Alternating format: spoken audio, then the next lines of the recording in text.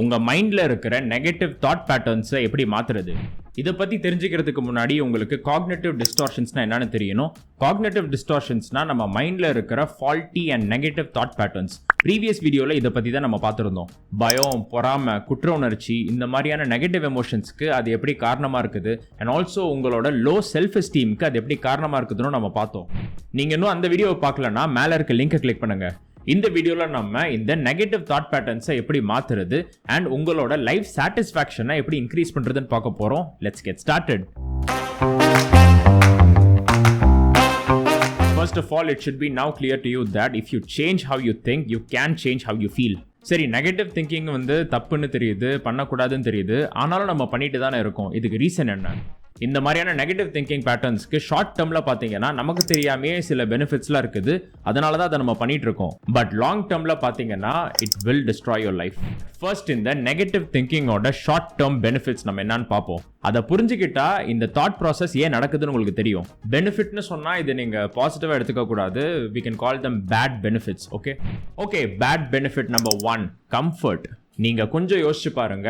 நம்ம நல்லது நினைச்சு கெட்டது நடந்தா டிசப்பாயிண்ட் ஆகிறத விட கெட்டதை நினைச்சு நல்லது நடக்கும் போது சர்ப்ரைஸ் ஆகிறது தான் ப்ரிஃபர் பண்ணுவோம். நெகட்டிவ் திங்கிங் ரியாலிட்டியோட பெயினை அவாய்ட் பண்றதுக்கான ஒரு சின்ன வழி, அவ்வளவுதான். நம்ம என்ன பண்றோம்னா டிசப்பாயின்ட்மெண்ட்டை தவிர்க்கிறதுக்கு என்ன பண்ணணுமோ அந்த மாதிரி தான் யோசிச்சுட்டு இருக்கோம். இப்போ எக்ஸாம்பிளுக்கு நம்ம first cognitive distortion, all or nothing thinking எடுத்துப்போம். சில பேர் ப்ரோக்ராஸ்டினேட் பண்ணிட்டே இருப்பாங்க, வேலையை தள்ளி போட்டுட்டே இருப்பாங்க, அதை செய்யவே மாட்டாங்க.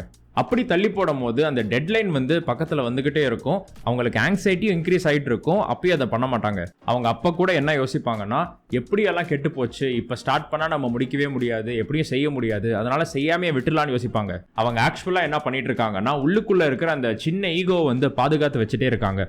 சப்போஸ் அவங்க ஆக்சுவலா எஃபர்ட் போட்டு முன்னாடியே பிளான் பண்ணி அந்த வேலையை முழுசா முடிச்சு அந்த வேலை சப்போஸ் சரியா வரல அப்படின்னா அதுக்கு என்ன அர்த்தம்? அவங்க கேப்பபிள் இல்லை அப்படின்னு அர்த்தம். அவங்களுக்கு கெப்பாசிட்டி இல்லை, அவங்களுக்கு டேலண்ட் இல்லை, அவங்களுக்கு ஸ்கில்ஸ் பத்தலைங்கிறத அவங்களால ஒத்துக்க முடியாது.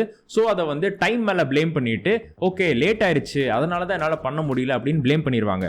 நம்மளால ஒரு விஷயம் முடியலங்கிறத நம்மளால ஒத்துக்கவே முடியாது. ஒரு எக்ஸ்டர்னல் ஃபேக்டர் மேல அதை பிளேம் பண்ணோம்னா, டைம் மேல அதை பிளேம் பண்ணோம்னா நம்ம அங்க ஸ்கில்டு இல்லைன்னு ஆகாது, இல்லை நம்ம நமக்கு டேலண்ட் இல்லைன்னு ஆகாது. அவங்க ஆக்சுவலா என்ன பண்ணிட்டு இருக்காங்கன்னா, வெளியே எக்ஸ்டர்னல் ஃபேக்டர் ஒன்று தேடிக்கிட்டே இருக்காங்க. இதனால கெட்டு போகும், இதனால வேலை கெட்டு போகும் தேடிட்டே இருக்காங்க. அந்த ஃபேக்டர் வெளியே ஏதோ ஒன்று சின்னதா கிடைச்சா கூட அதை பிடிச்சிக்கிட்டு மற்ற எல்லாமே கெட்டு போச்சு, ப்ராக்ரஸே நடக்க முடியாது, இனிமே அதை பண்ணவே முடியாதுன்னு சொல்லிட்டு அவங்களே முடிவு பண்ணிப்பாங்க. ஒரு பாயிண்ட்டுக்கு மேல எதுவுமே பண்ண முடியாது, எவ்வளவு எஃபோர்ட் போட்டாலும் பத்தாதுன்னு சொல்லி நீங்களே உங்களை கன்வின்ஸ் பண்றது மூலமா என்ன பண்றீங்க, உங்களோட ஈகோ பாதுகாத்துக்கிறீங்க. நீங்களே எக்ஸ்கியூஸ் கொடுத்துக்கிறீங்க, இந்த வேலையை நம்ம ஏன் செய்யக்கூடாதுங்கிறதுக்காக. இப்படி பண்றது மூலமா உங்களோட ஈகோ வேணா நீங்க காப்பாத்திக்கலாம். பட் லாங் டேர்ம்ல you will be filled with regret. ஒரு விஷயத்தை நம்மளே கெடுத்துட்டு ஒரு எக்ஸ்டர்னல் ஃபேக்டர் மேல பிளேம் பண்ணிட்டு இதனாலதான் கெட்டு போச்சுன்னு சொல்லிட்டு எக்ஸ்பிளைன் பண்றது மூலமா மத்தவங்க கிட்ட இருந்து நம்ம வேலிடேஷன் தேடிக்கிட்டே இருக்கோம். நம்ம கிட்ட இருந்தும் நம்ம சிம்பத்தி தேடுறோம், மத்தவங்க கிட்ட இருந்தும் சிம்பத்தி தேடுறோம், அண்ட் மத்தவங்களோட ரெஸ்பெக்ட் இது மூலியமா நம்ம சம்பாதிக்க நினைக்கிறோம். ஆனா அதை வச்சு உங்களை ரெஸ்பெக்ட் பண்ணவே மாட்டாங்க. இதே மாதிரி நம்ம முன்னாடி பேசின காக்னிட்டிவ் டிஸ்டார்ஷன்ஸ் எல்லாத்தையும் எடுத்து பார்த்தாலும் ஒவ்வொரு டிஸ்டார்ஷனுக்கும் ஒரு விஷயம் நம்ம கெயின் பண்றதுக்கு இருக்கும். இதுக்கு பேரு தான் செகண்டரி கெயின். இந்த செகண்டரி கெயின், இந்த ஈகோ இன்வெஸ்ட்மெண்ட், இந்த கம்ப்ளைண்ட் பண்றது மூலமா நமக்கு கிடைக்கிற வேலிடேஷனுக்கு நம்ம அடிக்ட் ஆயிட்டு அந்த வேலையை ஆக்சுவலா செய்யறது மூலமா வர பெனிஃபிட்டை நம்ம தள்ளி போட்டுக்கிட்டே இருக்கோம், தவிர்த்துக்கிட்டே இருக்கோம். இப்படி பண்றது மூலமா நம்ம ரொம்ப கன்வீனியன்ட்டா என்ன பண்ணிட்டு இருக்கோம், நம்ம ரெஸ்பான்சிபிலிட்டிஸ் கிட்ட இருந்து ஓடிக்கிட்டே இருக்கோம். நம்ம வல்னரபிளா ஃபீல் பண்றதுக்கு ரெடியே கிடையாது, ரிஸ்க் எடுக்கிறதுக்கு ரெடியே கிடையாது. ஸோ இந்த மாதிரி நம்மளே நம்ம கன்வின்ஸ் பண்ணிப்போம். Second bad benefit of negative thinking is that it is easy. Negative திங்கிங்க்கு உங்களுக்கு எந்த எஃபர்ட்டுமே தேவை கிடையாது. அண்ட் நமக்கு ரொம்ப கன்வீனியன்ட்டா ஒரு பிஹேவியரல் இனர்ஷியா இருக்கும். நமக்கு ஆக்ஷன் எடுக்கிறதுக்கோ இல்ல எந்திரிச்சு வேலை பார்க்கறதுக்கோ விருப்பம் கிடையாது. நம்ம ரெஸ்ட்ல இருக்கிறதுக்கு தான் நமக்கு விருப்பம் இருக்கும். அண்ட் இந்த மாதிரி ரெஸ்ட்ல இருக்கிறதுக்கு விருப்பம் இருக்கிறதுக்கு மட்டும் இல்லாம ஒரே ரொட்டீன்ல இருக்கிறதுக்கு நமக்கு விருப்பம் இருக்கும். பிகாஸ் அந்த சின்ன சேஞ்ச் நம்மள ரொம்ப பயமுறுத்தும். Let me make this very clear. Change is very difficult. So அந்த சேஞ்ச் பண்ணாம இருக்கிறதுக்கு என்னென்ன எக்ஸ்கியூஸ் நம்ம கொடுக்க முடியுமோ அதை கொடுக்கறது நமக்கு ரொம்பவே ஈஸியா இருக்கும், ரொம்ப கம்ஃபர்டபுளா இருக்கும். இதுல சோகமான விஷயம் என்னன்னா, உங்களுக்கு நீங்களே எக்ஸ்கியூஸ் கொடுத்துக்கிறீங்கல்ல, அதை நீங்களே நம்ப ஆரம்பிச்சிருவீங்க. ஆரம்பத்தில் அது ஒரு டிஃபென்ஸ் மெக்கானிசமா இருந்தா கூட லேட்டர் ஆன் அது உங்களோட டிஃபால்ட் திங்கிங் பேட்டர்னா மாறிடும். அப்படிதான் நீங்க உலகத்தையே பார்த்துட்டு இருப்பீங்க, அப்படிதான் உங்களை நீங்க பார்த்துட்டு இருப்பீங்க. இது எல்லாமே என்னதான் ஷார்ட் டேர்ம்ல டெம்பரரியா உங்களுக்கு ரொம்ப ஈஸியா ரொம்ப கம்ஃபர்டபுளா இருந்தா கூட லாங் டேர்ம்ல அது என்ன உங்களுக்கு காஸ் பண்ணும்னா ஆங்ஸைட்டி, டிப்ரெஷன், லோன்லினஸ், ஆங்கர், அப்புறம் lost dreams. Remember, short term avoidance leads to long term suffering. இதுக்கு வந்து சொல்யூஷனா எல்லாருமே என்ன சொல்லுவாங்க, ஜஸ்ட் பி பாசிட்டிவ், பாசிட்டிவா யோசி, திங்க் பாசிட்டிவ் அப்படிலாம் சொல்லுவாங்க. பட் அது வந்து வேலை செய்யாது. இது வந்து ஒரு நல்ல சொல்யூஷனா, ஒரு ப்ராக்டிக்கல் ஒர்க்கபிள் சொல்யூஷனா நம்மளால சொல்லவே முடியாது. பிகாஸ் அந்த பாசிட்டிவ் திங்கிங் மூலியமா வர ரிஸ்க் இருக்குல்ல, அந்த ரிஸ்க்கை ஹேண்டில் பண்றதுக்கு நம்ம ரெடியா இருக்கவே மாட்டோம். நீங்க நெகட்டிவ் தாட் பேட்டர்ன்ஸை பிரேக் பண்ணணும்னு நினைச்சீங்கன்னா ஃபர்ஸ்ட் அந்த தாட் பேட்டர்ன்ஸ் என்னன்னு சொல்லிட்டு நீங்க ஐடென்டிஃபை பண்ணணும். நான் மறுபடியும் சொல்றேன், நீங்க ப்ரீவியஸ் வீடியோவை பார்த்துட்டு வந்து இதை பார்த்தீங்கன்னா it make more sense. Because அதுல தான் வந்து டிஃப்ரெண்ட் டைப்ஸ் ஆஃப் டிஸ்டார்ஷன்ஸ் பத்தி நான் டிஸ்கஸ் பண்ணியிருக்கேன். அதை வந்து உங்களால ஐடென்டிஃபை பண்ண முடிஞ்சதுன்னா, உங்களால உங்ககிட்டே ரெகக்னைஸ் பண்ண முடிஞ்சதுன்னா கங்க்ராச்சுலேஷன்ஸ், நீங்க ஸ்டெப் 1 கிராஸ் பண்ணிட்டீங்க. உங்களால அதை ஐடென்டிஃபை பண்ண முடிஞ்சதுன்னா, அதை பின் பாயிண்ட் பண்ண முடிஞ்சதுன்னா, அந்த எக்ஸாக்ட் தாட்டை வந்து நீங்க ஒரு யூஸ்ஃபுல் தாட்டை வச்சு ரீப்ளேஸ் பண்ண முடியும். ஐடென்டிஃபை பண்ணி முடிச்சதுக்கு அப்புறம் அதுல இருந்து செகண்ட் ஸ்டெப் என்னன்னு பாத்தீங்கன்னா, அந்த நெகட்டிவ் திங்கிங் பேட்டர்ன் இருக்குல்ல, அதுல இருந்து உங்களுக்கு என்ன பெனிஃபிட் கிடைக்குது, அதுல இருந்து என்ன செகண்டரி கெயின் கிடைக்குதுன்னு நீங்க ஒரு நோட்டையும் பெண்ணையும் எடுத்து எழுதுங்க. உங்களை வந்து அன்கம்ஃபர்டபுள் ரியாலிட்டிலேருந்து அது பாதுகாத்து வச்சுட்டு இருக்குதா, இல்லை உங்கள் ஈகோ வந்து அது ரொம்ப சேவ் பண்ணி பாதுகாத்து வச்சுட்டு இருக்குதா? எஃபர்ட் எடுக்கிறதுக்கு சோம்பேறித்தனப்பட்டு இப்படி யோசிக்கிறீங்களா? இல்லை அந்த எஃபர்ட்டை எடுத்து சப்போஸ் ஃபெயில் ஆயிட்டோம்னா எப்படி இருக்கும், நமக்கு அசிங்கமாக போயிருமேன்னு யோசிக்கிறீங்களா? இந்த செகண்டரி பெனிஃபிட்ஸ் எல்லாத்தையுமே ஒரு நோட் அண்ட் பென் எடுத்து எழுதுங்க. அண்ட் சப்போஸ் உங்ககிட்ட நோட் பென் இப்போ டக்குன்னு கையில் கிடைக்கலன்னா நீங்கள் கமெண்ட் செக்ஷனில் கூட டைப் பண்ணி போடலாம். இந்த மாதிரி எழுதுறது மூலியமா, டைப் பண்ணுறது மூலியமா, ஆர்டிகுலேட் பண்ணுறது மூலியமா உங்களுக்கு என்ன தெரிய வரும்னா, நீங்கள் வந்து பர்சனலாக எந்த மாதிரி காக்னிட்டிவ் டிஸ்டார்ஷனை வந்து யூஸ் பண்ணிட்டு இருக்கீங்கன்னு உங்களுக்கு புரிய வரும். நீங்க வந்து உங்களோட லாங்குவேஜை வந்து வாட்ச் பண்ணலாம். உங்ககிட்டயே நீங்க பேசிக்கிறது, அதுக்கப்புறம் மற்றவங்க கூட நீங்க பேசுறது, இது எல்லாத்திலேயே வந்து நீங்க லாங்குவேஜை வாட்ச் பண்ணீங்கன்னா நீங்க நெகட்டிவா ரொம்ப எக்ஸ்ட்ரீமான வேர்ட்ஸ் வந்து நீங்க யூஸ் பண்ணிட்டு இருப்பீங்க. உங்களோட தாட்ஸ் வந்து எக்ஸ்பிரஸ் பண்றதுக்கு எக்ஸாஜரேட்டிங் வேர்ட்ஸ் வந்து நீங்க யூஸ் பண்ணிட்டே இருப்பீங்க. எப்பவுமே எல்லாருமே இந்த மாதிரி வேர்ட்ஸ்லாம் நீங்க யூஸ் பண்ணுவீங்க. இதுல என்ன பிரச்சனைன்னு பாத்தீங்கன்னா, அந்த வார்த்தை எல்லாமே நீங்க சொல்றது எல்லாமே நீங்களே நம்ப ஆரம்பிச்சிருவீங்க. திரும்ப திரும்ப சொல்லும் போது, ஒரு எக்ஸாஜரேட் பண்ணி எமோஷன் கலந்து சொல்லும் போது அதை நீங்க நம்ப ஆரம்பிச்சிருவீங்க. அது உங்களுக்குள்ளே ஒரு எக்ஸ்கியூஸா மாறிடும். சோ அதை வந்து நீங்க ஆர்டிகுலேட் பண்ணீங்கன்னா, எதுக்காக இந்த மாதிரி பண்ணிட்டு இருக்கோம், எதை காப்பாத்துறதுக்காக இந்த மாதிரி பண்ணிட்டு இருக்கோம் அப்படின்னு யோசிச்சு பார்த்து நீங்க உங்களோட ரீசன்ஸ், உங்களோட செகண்டரி கெயின்ஸ்லாம் வந்து நீங்க ஆர்டிகுலேட் பண்ணிட்டு இருந்தீங்கன்னா உங்களுக்கு வந்து ஒரு இன்சைட் கிடைக்கும். நான் வந்து ஒரு ஃபெயிலியர், என் வாழ்க்கையில நான் தோத்து போயிட்டேன், எனக்கு எதுவுமே கிடையாது, எனக்கு யாருமே இல்லை, இந்த மாதிரிலாம் எக்ஸ்ட்ரீம் டிராமாட்டிக் ஓவர் எக்ஸாஜரேட்டட் லாங்குவேஜை நீங்கள் யூஸ் பண்ணுறது மூலியமா என்ன ஆகுதுன்னா, நீங்கள் ரியாலிட்டியிலிருந்து தள்ளி போய்கிட்டே இருக்கீங்க. ஏன்னா இதெல்லாம் உண்மையே கிடையாது. நான் ஒரு ஃபெயிலியர், நான் தோத்து போனவன் அப்படின்னு நீங்கள் யோசிக்காம, ஓகே இந்த விஷயம் எனக்கு வந்து கரெக்டாக போகலை, it didn't go very well, okay நான் இங்கெல்லாம் இந்த தப்பு பண்ணியிருக்கேன், அதுலேருந்து நான் கற்றுக்கிட்டு என்ன பண்ண முடியும் அப்படின்னு யோசிக்கிறது தான் ஒரு பெட்டர் தாட் பேட்டர்னாக இருக்கும், ஒரு யூஸ்ஃபுல் தாட் பேட்டர்னாக இருக்கும். ஸோ உங்களுக்கு நீங்களே ஒரு எக்ஸ்கியூஸ் கொடுத்துட்டு இருப்பீங்கல்ல, இந்த ரீசன்னால என்னால் இதெல்லாம் பண்ண முடியல, இந்த காரணத்தினால எல்லாமே கெட்டு போச்சு அப்படின்னு சொல்லிட்டு நீங்களே ஒரு எக்ஸ்டர்னல் ஃபேக்டரை தேடி கண்டுபிடிச்சி ஒரு ரீசனாக கொடுப்பீங்கல்ல, அதை வந்து என்னன்னு முதல்ல அனலைஸ் பண்ணுங்க. அது மூலியமா வர செகண்டரி பெனிஃபிட்ஸ் என்னன்னு பாருங்க. நான் ஏன் இதை வந்து இன்சிஸ்ட் பண்ணி உங்களை இதெல்லாம் பண்ண சொல்றேன்னா, நிறைய நேரம் அந்த எக்ஸ்கியூஸ் வந்து நம்ம கொடுக்கறதே நமக்கு தெரியாம கொடுத்துட்டு இருப்போம். அண்ட் அந்த எக்ஸ்கியூஸ் கொடுக்கறதுக்கான காரணம் வந்து இன்னேட் ரீசன் இருக்கும்ல, அது என்னன்னே நமக்கு தெரியாது. அந்த ரீசன்ஸ் வந்து என்ன நம்ம கண்டுபிடிச்சோம்னா அதை வந்து நம்ம ரெக்டிஃபை பண்ண முடியும். உங்க ஈகோ வந்து நீங்க காப்பாத்துறதுக்கு நினைக்கிறீங்களா, எமோஷனல் ரிஸ்க் எடுக்கிறதுக்கு தயங்குறீங்களா, இல்ல கம்ஃபர்ட் ஜோன்ல இருந்து வெளியே உடைச்சிட்டு வர்றதுக்கு நீங்க தயங்கிட்டு இருக்கீங்களான்னு பார்த்தோம்னா நீங்க எந்த விஷயத்தை அதிகமா வேல்யூ பண்றீங்கன்றதை கண்டுபிடிக்கலாம். ஓகே, பின் பாயிண்ட் பண்ணியாச்சு. இதுக்கப்புறம் the next step is to challenge the thought.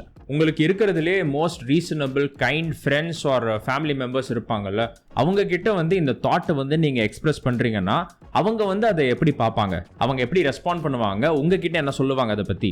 And suppose உங்ககிட்ட யாராச்சும் வந்து இந்த மாதிரி தாட் சொல்றாங்க, அவங்க லைஃப்ல வந்து இந்த மாதிரி யோசிச்சுட்டு இருக்காங்கன்னு சொன்னாங்கன்னா நீங்க என்ன ரெஸ்பாண்ட் பண்ணுவீங்க? அதை கரெக்ட்னு ஒத்துப்பீங்களா, இல்ல அவங்க பிரச்சனையை பார்க்குற விதம் தப்பு, வேற மாதிரி இந்த பிரச்சனையை பார்த்தா இன்னும் பாசிட்டிவான ரிசல்ட் கிடைக்கும்னு யோசிப்பீங்களா?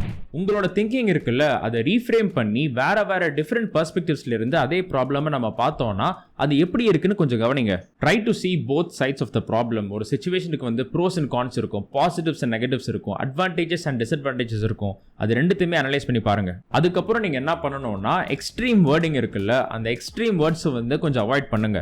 நீ வந்து எப்ப பாரு என்கிட்ட எரிஞ்செரிஞ்சு விழுந்துட்டு இருக்க, என்ன ஒழுங்காவே நடத்த மாட்டற அப்படின்னு சொல்றதுக்கு பதிலா நீ வந்து முன்ன விட இப்ப ரீசென்ட் டைம்ஸ்ல அதிகமா என்கிட்ட கோவப்பட்டு இருக்க, இது ஒரு பேட்டர்னா மாறிட்டு இருக்கு அப்படின்னு சொல்றது இன்னும் அக்யூரேட்டா இருக்கும். ஒரு செகண்ட் நீங்க யோசிச்சு பாருங்க. நீங்க ரொம்ப எமோஷனலா இருக்கும்போது சில தாட்ஸ் உங்களுக்கு வரும்.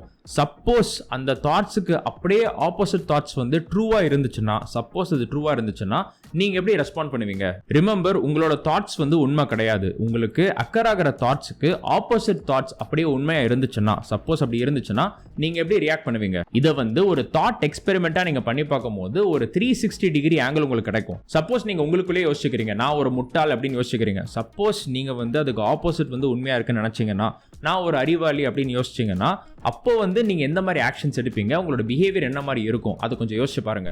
அந்த நெகட்டிவ் தாட்டை நீங்க நம்புறதுக்கு மறுத்தீங்கன்னா உங்க லைஃப் வந்து எப்படி டிஃபரெண்டா இருக்கும்? இது எல்லாத்தையும் வந்து நீங்க யோசிச்சு பார்த்ததுக்கு அப்புறம் different angles, different possibilities, different perspectives, இது எல்லாத்தையுமே வந்து நீங்க யோசிச்சு பார்த்து எழுதுனதுக்கு அப்புறம், அனலைஸ் பண்ணதுக்கு அப்புறம், the next step is to choose the most useful perspective from the things you thought about. மத்தவங்க சொல்றதெல்லாம் விடுங்க. இப்போ நீங்க உட்கார்ந்து பார்த்ததுல, யோசிச்சதுல, அனலைஸ் பண்ணதுல அந்த 360 டிகிரி ஆங்கிள்லாம் பார்த்தீங்கல்ல, அதுல which is the most useful perspective for you? Perspective அப்படிங்கிற விஷயத்தை நான் இன்னும் கொஞ்சம் பெட்டரா எக்ஸ்பிளைன் பண்ணணும்னா, பெர்ஸ்பெக்டிவ் அப்படிங்கிறது நீங்க உலகத்தை பார்க்குற விதம். நீங்க கண்ணில் மாற்ற கண்ணாடி மாதிரி. சப்போஸ் நீங்க மாட்டி இருக்க கண்ணாடியோட கலர் வந்து உங்களுக்கு பிடிக்கல அப்படின்னா, அந்த கண்ணாடியை தூக்கி வீசிட்டு வேற ஒரு கலர் கண்ணாடியை எடுத்து மாட்டிட்டு அந்த உலகத்தை நீங்க பார்க்க முடியும். எல்லாமே ஹோப்லெஸ்ஸா இருக்குது, எதுவுமே நல்லதா நடக்கவே மாட்டேங்குது, என் லைஃப்ல எல்லாமே மோசமா இருக்குது அப்படின்னு நீங்க யோசிக்கிறதுக்கு பதிலா நீங்க என்ன யோசிக்கலாம்னா, ஓகே, என் லைஃப்ல இத்தனை ஆஸ்பெக்ட்ஸ் இருக்குது, இத்தனை ஆஸ்பெக்ட்ஸ்ல வந்து சிலது நல்லா இருக்குது, சிலது நல்லா இல்லை. நல்லா இல்லாததுக்கெல்லாம் வந்து என்னோட கான்ட்ரிபியூஷன் இவ்வளோ இருக்குது, இந்த தப்பை நான் பண்ணியிருக்கேன், இந்த தப்பை ரெக்டிஃபை பண்ணி லேர்ன் பண்ணிட்டு க்ரோ பண்றதுக்கு நான் என்ன பண்ண முடியும் அப்படின்னு யோசிக்கலாம். நான் வந்து ஒரு முட்டாள், நான் தப்பானவன் அப்படின்னு யோசிக்கிறதுக்கு பதிலா, ஓகே, நான் வந்து ஒரு தப்பு பண்ணிட்டேன், அந்த தப்பை வந்து பண்ணாம இருக்கிறதுக்கு, அதை ரெக்டிஃபை பண்றதுக்கு நான் என்ன பண்ண முடியும் அப்படின்னு யோசிக்கலாம். You can just change one thing at a time. That is great for a start. நான் பார்க்குற வேலை வந்து ரொம்ப மோசமான வேலை, பிடிக்காம இந்த வேலையை நான் செஞ்சுட்டு இருக்கேன் அப்படின்னு யோசிக்கிறதுக்கு பதிலாக, ஓகே, என்னோட வேலை வந்து எனக்கு பிடிக்கல, ஆனால் என் லைஃப்ல வந்து பிடிச்ச மாதிரி வேற நிறைய விஷயம் இருக்குது அப்படின்னு யோசிக்கலாம். ஸோ இப்படி யோசிக்கிறது மூலியமா நீங்க டிஸ்கரேஜ் ஆக மாட்டீங்க, அந்த மோசமா இருக்கிற வேலையை வந்து உங்க லைஃபை டிஃபைன் பண்ண விட மாட்டீங்க. இந்த இடத்துல என்ன ஆகுதுன்னா, உங்களுக்கு ஒரு ஹோப்லெஸ் ஃபீலிங் வந்து டெவலப் ஆகாம உங்களுக்கு செல்ஃப் எஃபிகசி டெவலப் ஆகும். ஸோ இதெல்லாம் நல்லா போயிட்டு இருக்கு, இது நல்லா போல, இதை மாத்துறதுக்கு நம்ம என்ன பண்ண முடியுங்கிற தாட் ப்ராசஸ் உங்களுக்கு வர ஆரம்பிக்கும். Focus on progress, not on perfection. உங்களுக்கு நெகட்டிவ் தாட் இருக்குதோ, பாசிட்டிவ் தாட் இருக்குதோ, உங்களுக்கு வந்து ஆட்டோமேட்டிக்கா தாட்ஸ் வந்து அக்கர் ஆயிட்டே இருக்குது இல்ல, அது எல்லாத்துக்கும் காரணம் வந்து உங்களோட பிலீஃப் சிஸ்டம். உங்க பிலீஃப் சிஸ்டம்ல வந்து யூஸ்லெஸ் பிலீஃப்ஸ் இருக்கும், யூஸ்ஃபுல் பிலீஃப்ஸ் இருக்கும். யூஸ்லெஸ் பிலீஃப்ஸ் எல்லாத்தையுமே வந்து நீங்க தூக்கி போட்டுட்டு யூஸ்ஃபுல் பிலீஃப்ஸ்க்கான எவிடன்ஸ் வந்து நீங்க வெளியே தேடி அதை வந்து நீங்க ஸ்ட்ராங் ஆகிட்டே இருந்தீங்கன்னா உங்களோட பாசிட்டிவ் தாட் பேட்டர்ன் இன்னும் ஸ்ட்ராங் ஆகிட்டே இருக்கும். அண்ட் உங்களுக்கு ஆட்டோமேட்டிக்கா வர தாட்ஸ் வந்து நெகட்டிவ்ல இருந்து பாசிட்டிவா மாறுச்சுன்னா உங்களோட எமோஷன்ஸும் பாசிட்டிவா தான் இருக்கும் அண்ட் உங்களோட பிஹேவியரும் உங்களுக்கு தகுந்த மாதிரி மாறிடும். ஸோ இது எல்லாத்தையுமே வந்து நீங்க ரொம்ப சிம்பிளான ஸ்டெப்ஸ்ல பண்ணலாம். ஃபர்ஸ்ட் வந்து நீங்க என்ன நெகட்டிவ் தாட்ஸ் இருக்குன்னு சொல்லிட்டு ஐடென்டிஃபை பண்றீங்க, எந்த காக்னிட்டிவ் டிஸ்டார்ஷனுக்குள்ள வருது நீங்க ஐடென்டிஃபை பண்றீங்க, அண்ட் அதனால உங்களுக்கு என்ன செகண்டரி பெனிஃபிட்ஸ் இருக்கு, செகண்டரி கெயின்ஸ் இருக்குன்னு சொல்லிட்டு நீங்க பாக்குறீங்க. ஸோ நீங்க எதை வந்து அதிகமாக வேல்யூ பண்றீங்கன்னு பார்க்கலாம். அண்ட் அதுக்கப்புறம் நீங்க என்ன பண்றீங்க, different perspectives, different thought patterns, different angles, இது எல்லாத்தையும் நீங்க பாக்குறீங்க. அண்ட் இதெல்லாத்தையும் வச்சுட்டு நீங்க தாட் எக்ஸ்பெரிமெண்ட்ஸ் பண்ணி பாக்குறீங்க. அந்த தாட் எக்ஸ்பெரிமெண்ட்ஸ் மூலியமா இருக்கிறதுலயே உங்களுக்கு மோஸ்ட் யூஸ்ஃபுல்லா இருக்கிற பெர்ஸ்பெக்டிவை நீங்க அடாப்ட் பண்றீங்க, அதை சூஸ் பண்ணி இம்ப்ளிமெண்ட் பண்றீங்க. நான் சொல்றது வந்து உங்களுக்கு ரொம்ப பெருசா தெரியலாம், but it's all really simple. இந்த ஸ்டெப்ஸ் நீங்க ஃபாலோ பண்ண முடிஞ்சதுன்னா, ஹேபிச்சுவலா இது வந்து உங்களால பண்ண முடிஞ்சதுன்னா, உங்களுக்கு இருக்கிற நெகட்டிவ் தாட்ஸை உங்களால கர்ப் பண்ண முடியும். சேஞ்ச்க்கான வில்லிங்னஸ் உங்களுக்கு இருந்துச்சுன்னா இதை நீங்க கண்டிப்பா பண்ணுவீங்க. See, this is not a motivational video, not at all. This is an instructional video. உங்களுக்கு இருக்கிற யூஸ்லெஸ் காக்னிட்டிவ் டிஸ்டார்ஷன்ஸை மாத்துறது எப்படின்னு தான் நான் சொல்லிட்டு இருக்கேன். நான் சொன்ன இந்த ஸ்டெப்ஸை உங்களால இம்ப்ளிமெண்ட் பண்ண முடிஞ்சதுன்னா, ஒரு தெரபிஸ்டோட ஹெல்ப்பை வச்சோ இல்ல ஒரு ஃப்ரெண்டோட ஹெல்ப்பை வச்சோ இல்ல நீங்களே பண்ணீங்கன்னா உங்க லைஃப் இன்னும் கொஞ்சம் ஃபுல்ஃபில்லிங்கா இருக்கும். இவ்வளோ நான் பண்ணணுமா, இது எல்லாத்தையும் நான் பண்ணிட்டு இருக்கணுமா அப்படின்னு நீங்க யோசிச்சீங்கன்னா கொஞ்சம் யோசிச்சு பாருங்க. இந்த மாதிரி காக்னிட்டிவ் டிஸ்டார்ஷன்ஸ் மூலியமா உங்க லைஃப்ல எவ்வளவு பெரிய நெகட்டிவ் இம்பாக்ட் இருக்குது அண்ட் அதை நீங்க யோசிச்சு பார்த்தீங்கன்னா திஸ் இஸ் வர்த் இட். நீங்களும் சரி, உங்க லைஃபும் சரி, நீங்க வேல்யூ பண்ற மாதிரி இருக்கணும், ரியாலிட்டிக்கு க்ளோஸா இருக்கணும். நான் சொன்ன ஸ்டெப்ஸை உங்களால ஃபாலோ பண்ண முடிஞ்சதுன்னா இது கண்டிப்பா நடக்கும். Alright, we have come to the end of the video. இந்த வீடியோ உங்களுக்கு பிடிச்சிருச்சா எனக்கு ஒரு லைக் போடுங்க அண்ட் சைக்காலஜி பத்தி இன்னும் தெரிஞ்சுக்கணும்னு நினைச்சீங்கன்னா பேட் பிஹேவியர் சேனலுக்கு சப்ஸ்கிரைப் பண்ணுங்க. Until next time, bye.